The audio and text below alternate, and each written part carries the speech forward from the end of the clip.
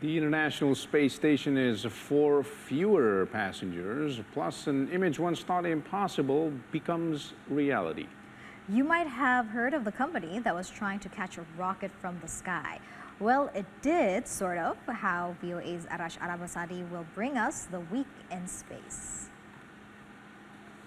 We begin this week with the very first image of the supermassive black hole at the center of our galaxy. Sagittarius A's star, as it's known, is 4 million times more massive than our sun. The image comes from the Event Horizon Telescope, or EHT, that linked together 8 radio observatories from around the world to create an Earth-sized virtual telescope. EHT says the ongoing collaboration will allow scientists to share even more impressive images in the future. Also this week, NASA's SpaceX Crew 3 safely splashed down in the Gulf of Mexico after 177 days in orbit and having circled Earth more than 2,800 times. The mission started late last week with Crew 3 packing their bags and climbing aboard a SpaceX Dragon capsule dubbed Endurance for this mission.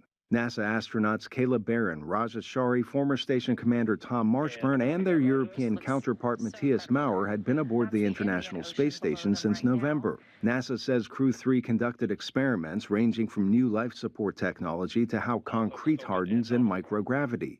They completed 4 tandem spacewalks to both modernize and repair parts of the ISS.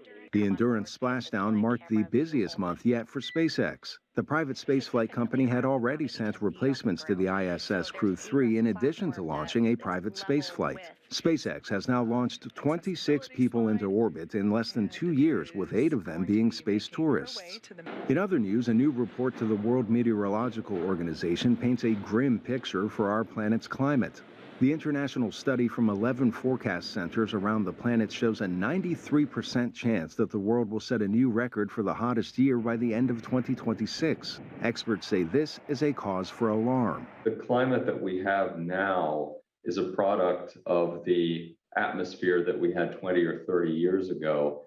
And if we wait another 20 to 30 years, when we have a full-on climate crisis going on, and then decide that it's time to really do something serious about reducing emissions, it will be too late.